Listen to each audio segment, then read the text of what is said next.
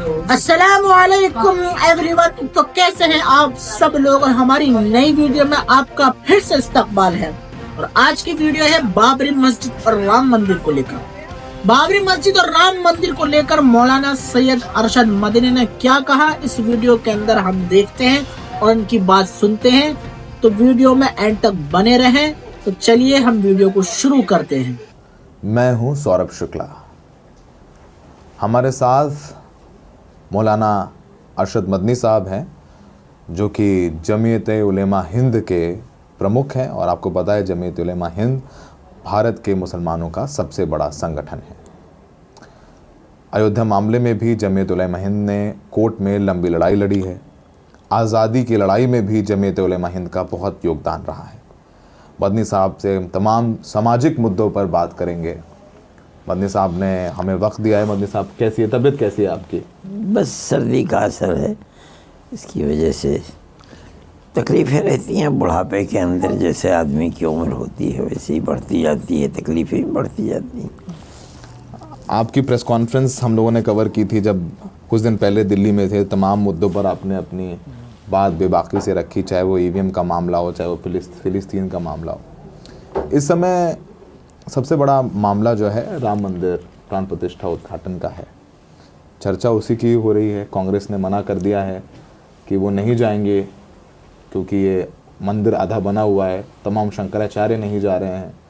इस पूरे जिस तरीके से इतना बड़ा इवेंट बना दिया देश में, प्रधानमंत्री मोदी उद्घाटन करेंगे, साथ में मोहन भागवत जो कि आरएसएस के प्रमुख है वो रहेंगे, योगी आदित्यनाथ जी रहेंगे, पूरे राज्य भर में छुट्टी कर दी गई है।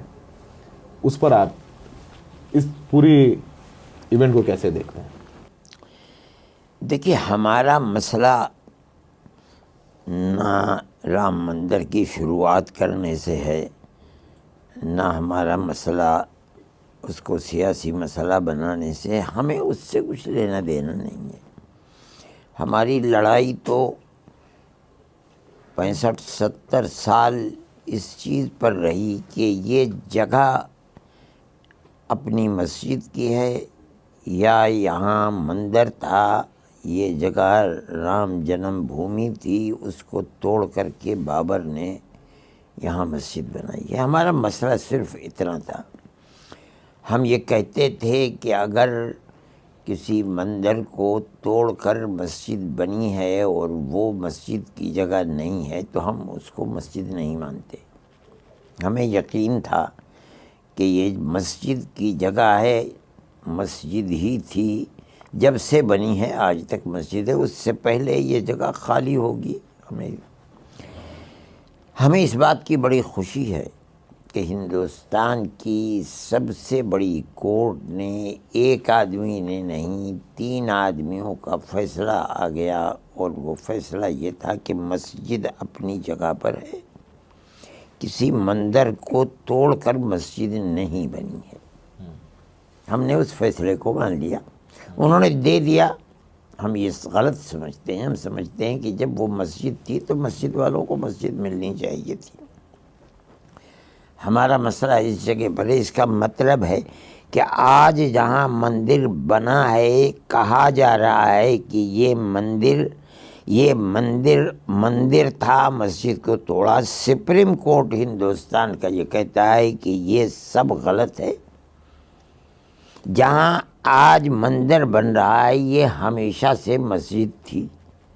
यहाँ कभी मंदिर तोड़कर नहीं बना। ये राम जन्मभूमि नहीं है। मैं नहीं कह रहा हूँ, ये हिंदुस्तान का सुप्रीम कोर्ट कह रहा है और 3 जज कह रहे हैं।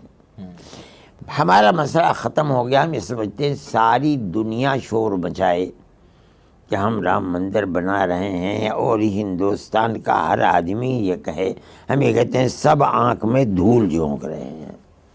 कोर्ट, सुप्रीम कोर्ट कह रहा है कि ये मस्जिद है, मस्जिद की जगह है, यहाँ मंदिर नहीं था, ये राम जन्मभूमि नहीं है। बाल्फाज़ दीगर ये कहा जाए।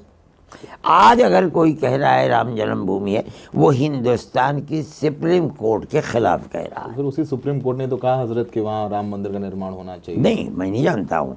जिन लोगों से हम मुकदमा लड़ रहे थे उन्हीं लोगों ने ये फैसला किया कि मस्जिद अपनी जगह है। जिन लोगों ने उसमें मूर्ति रखी है उन्होंने गलत किया, ये मुजरिम है। हमारा मसला तो हल हो गया इतना। आज सुप्रीम कोर्ट क्या कहती है हम नहीं जानते, वो फैसला हमारे हाथ के अंदर है, हमारा मसला ख़त्म हो गया।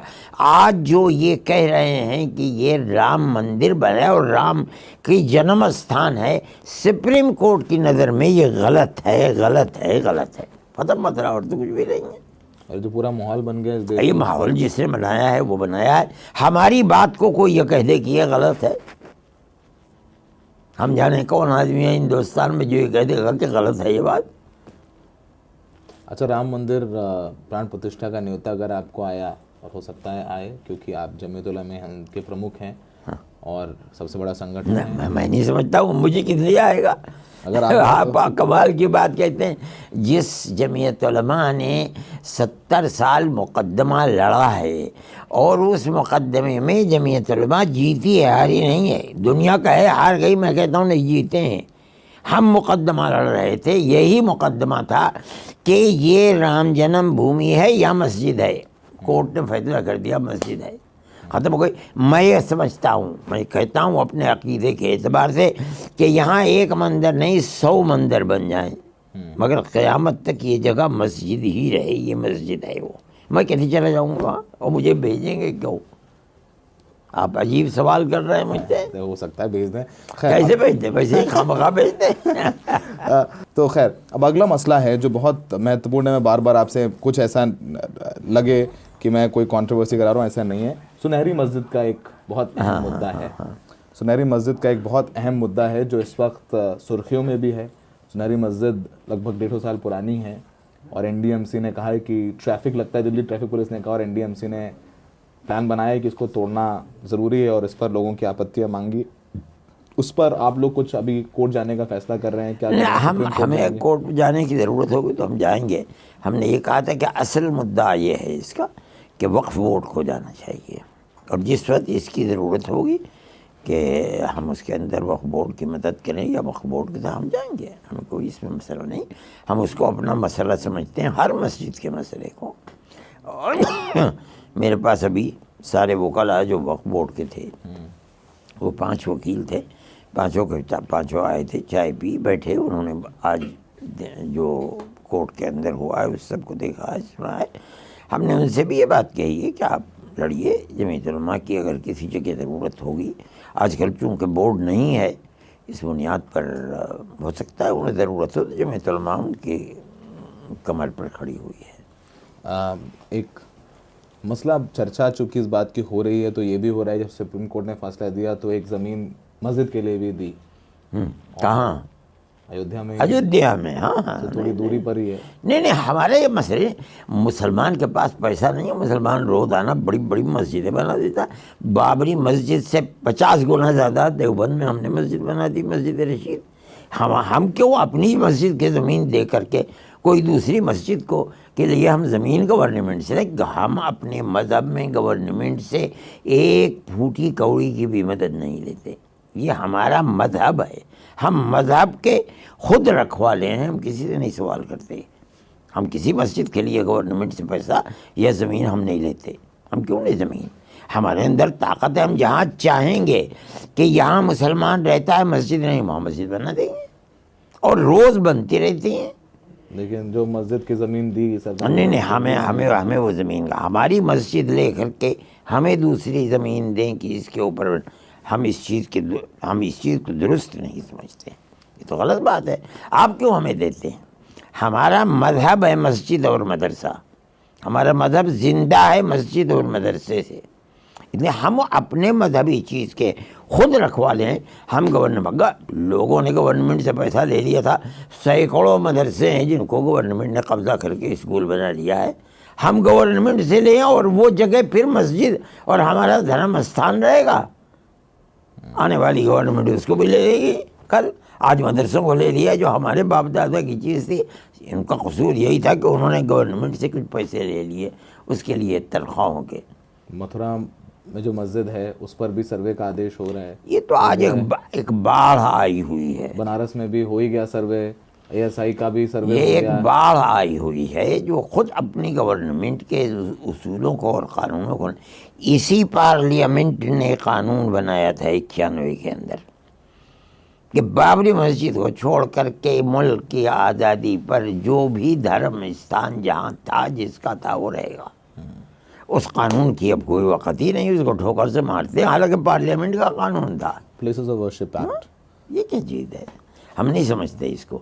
हम ये समझते हैं कि जो कानून बना दिया है गवर्नमेंट ने, वो कानून अपनी जगह पर कानून है, मगर वो नहीं चाहते हैं इस वक्त। न्यायालय निर्णय देता है सर्वे के, तो ठीक है, वो जो कुछ भी हो रहा है हम इसे सही नहीं समझते। आखिरी सवाल आपसे, और चूँकि आप इतने ज़िम्मेदार व्यक्ति हैं, 22 तारीख को जब प्राण प्रतिष्ठा होगी तो तमाम तरीके के बयान आ रहे हैं, माहौल ख़राब हो सकता है। गिरिराज जो कि केंद्रीय मंत्री, उनका भी बयान आया। आप क्या अपील करेंगे देशवासियों नहीं, को? मैं हर वक्त हर जगह ये अपील करता हूँ कि मुल्क के अंदर अमन व अमान और भाईचारगी जिंदा रहनी चाहिए।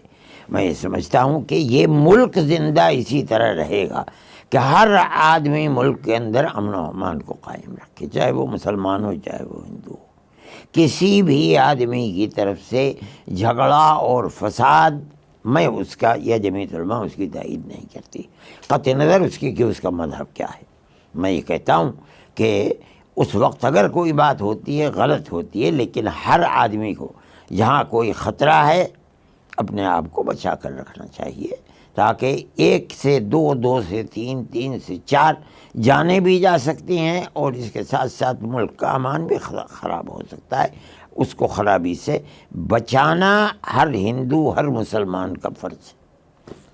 तो आपने सुना, मैं ज़्यादा कुछ नहीं कहूँगा इसके बाद, बस इतना ही कहूँगा कि माहौल ख़राब करने वाले कोशिश करेंगे, लोग धैर्य रखें, धैर्य से काम लें, बहकावे में मत आएँ, और कुछ लोग जो सर्टिफिकेट दे रहे हैं वो सर्टिफिकेट देना बंद करें, क्योंकि देश किसी एक धर्म का नहीं, सभी धर्मों का है, और सब अमन चैन से रहेंगे तभी देश विकास के पथ पर अग्रसर होगा।